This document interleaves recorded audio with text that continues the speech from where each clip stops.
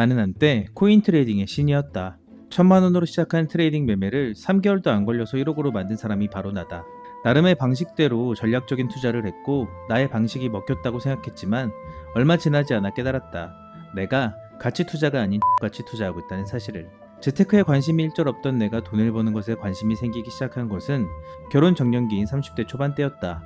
하필 부동산 시장이 급등하면서 집값과 물가는 모두 올라가고 중소기업을 다니던 200만 원 언저리의 내 월급으로는 장가 가는 건 포기해야 했다. 그럼에도 난 쓸데없는 소비에 열을 올리며 친구가 얼마나 좋으면 매주 술자리를 하고 저금 따윈 하지 않았다.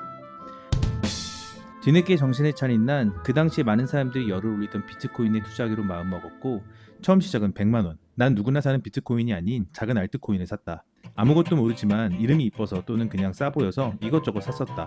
그래도 이것저것 유튜브에서 본 다음 어느 정도 믿음이 생긴 코인만 샀었는데 역시나 내 안목은 틀리지 않았다. 코인 계좌에 곧 빨간불이 들어왔고 곧바로 주택청약 통장을 깼다. 어머니께서 10년 정도 넣어주시고 내가 받아서 넣은 지는 뭐 한 2년밖에 되지 않았지만 그래도 뭐 내 명이니까 그냥 깨버렸다. 그렇게 총 1,500만 원으로 시작한 나의 계좌는 순식간에 3개월 만에 1억까지 도달했다. 난 스스로가 코인의 신이 아닐까라고 생각하며 이런 식으로 본다면 신혼집도 사고 경제적 자유를 이루는 꿈도 꾸기도 했지만 그 꿈이 무너지는 데는 그리 오랜 시간이 걸리지 않았다. 금리가 올라가고 러시아 전쟁까지 발발했다. 시장의 극심한 침체기가 시작됐던 것이다. 내 계좌는 처음 보는 파란빛으로 물들기 시작했는데 쿨톤의 바다를 좋아하던 내가 파란색을 보고 두려움을 느꼈고 가지고 있던 알트코인을 모두 처분했다. 거기서 끝냈으면 좋았겠지만 한번 돈의 맛을 본 나는 제정신이 아니었다. 다시 1억을 만들기 위해 이런저런 알트코인들을 사고 팔고 하였지만 꼭대기에 사서 발바닥에 파는 그야말로 인간 지표 노릇을 하면서 벌어놓은 돈을 모두 반납하게 되었다. 그렇게 나는 슬픔에 빠져 한동안 코인 차트를 쳐다보지도 않았다. 하지만 시간이 지날수록 지금 내가 받는 월급으로는 결혼하기 힘들다고 생각했고 2번 다시 전과 같은 실수를 하지 않겠다고 다짐하며 코인 투자에 재도전하게 되었다. 하지만 역시 사람은 변하지 않는다. 난 한방에 눈이 멀어 레버리지 20배 코인 선물에 투자했고 소소하게 수익을 봤다. 너무 욕심내지 말자며 적절한 시기에 팔았다. 욕심을 덜어낸 내 자신에게 칭찬했다. 하지만 내가 롱수익을 짧게 먹고 파니 비트코인은 더 올랐다. 너무 많이 올라서 다시 떨어질 거라고 생각했지만 비트코인은 미친듯이 더 오르기 시작했고 난 지금이 마지막 기회라고 생각해 대부분의 현금으로 현물 코인들을 샀다. 누군가 나를 지켜보고 있는 게 분명했다. 정확히 내가 산 시점에서 비트코인은 폭락했다. 그렇다. 난 비트코인 최고점에 물리게 되었다. 분명 10월은 전통적인 강세장이고 반감기가 어떻고 우상향이 어떻고 여튼 여기저기 유튜브며 인터넷 뉴스에서 오를 거라고 했다. 하지만 내 예상과는 달리 온 세상이 날 감시하고 있는 것 같았고 세력이 나를 농락하고 있는 것이 분명했다. 주변 친구들은 지금까지 오른 게 얼만데 이 정도로 힘들어하냐고 했지만 고점에 물린 난 입장이 달랐다. 그리고 나의 이런 마음과는 다르게 비트코인은 계속해서 떨어지고 내 마음도 점점 땅바닥으로 떨어지고 있었다. 이럴 때일수록 다른 곳으로 정신이 쏟아야 된다. 건강한 몸에 건강한 정신이 깃드는 법. 운동을 하기엔 내 몸이 너무 무겁다. 내 계좌 빨간불이 들어오기도 전에 내 얼굴에 빨간불이 먼저 들어올 것 같아서 바로 들어왔다. 집에서 간단하게 운동을 해본다. 운동은 역시 내 스타일이 아니다.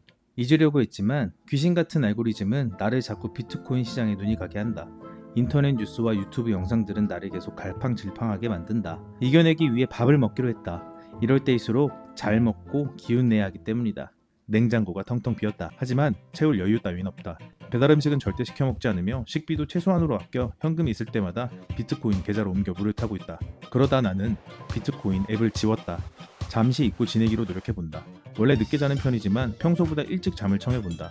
10시 30분 전에 잠을 자서 차라리 미국 본장을 보지 않겠다는 작전이다. 일찍 자고 일찍 일어나고 미라클 모닝을 실천하며 현생에 충실하다 보면 언젠가 내 계좌도 빨간불이 들어와 있을 것이다. 너무 일찍 잠들었나 보다. 새벽에 잠이 깨버렸다. 그리고 결국 비트코인 앱을 다시 다운받고 말았다. 다행히 며칠 전보다 조금 올랐다. 하지만 나와는 상관없는 이야기다. 난 최고점에서 샀다. 내 평단은 아마 내년쯤 아니다. 대대손손 물려줘야지. 그래도 지구가 멸망하지 않는 한 비트코인은 우상향할 것이다. 팔지 않으면 마이너스가 아니라고 했다. 어디선가 그렇게 말하는 걸 들어본 적이 있는 것 같다. 스스로를 위로하고 손가락 단속을 하며 다시 잠을 청한다. 돌이켜 생각해보면 내가 비트코인으로 갑작스럽게 큰 돈을 벌었던 것은 능력이 아닌 운 덕분이었다. 난 세상의 흐름에 운 좋게 탑승했을 뿐이고 그 운을 받을 자격을 준비하지 않은 나는 그 돈을 다시 반납해야 했을 뿐이다. 그리고 세상의 흐름보다 비트코인 계좌에 더 큰 영향을 준 것이 있다. 바로 나 자신이다. 손실일 때의 공포보다 수익일 때의 도파민이 나를 더 망치고 있다는 걸 깨달았다. 한창 운 좋게 돈을 벌던 시기에는 푼돈 모아봤자 집도 못 산다며 돈을 마구잡이로 썼고 그것에 대한 대가를 지금 치르고 있다. 나의 비트코인 투자기가 어떻게 끝날지는 알 수 없다. 지난번처럼 나 자신에 대해 실망하며 포기할 수도 있겠지만 이 시기를 극복하고 더욱더 성숙한 투자자의 모습으로 성장하길 희망한다. 이젠 오를 때도 떨어질 때도 무덤덤하다. 남들처럼 흥분하지도 절망하지도 않는다. 그게 성장일까 포기일까? 아직 잘 모르겠다. 네, 감사합니다. 캐피탈입니다. 예, 안녕하세요. 캐피탈이죠. 차량 담보대출 한번 받고 싶어서 연락 한번 드렸어요.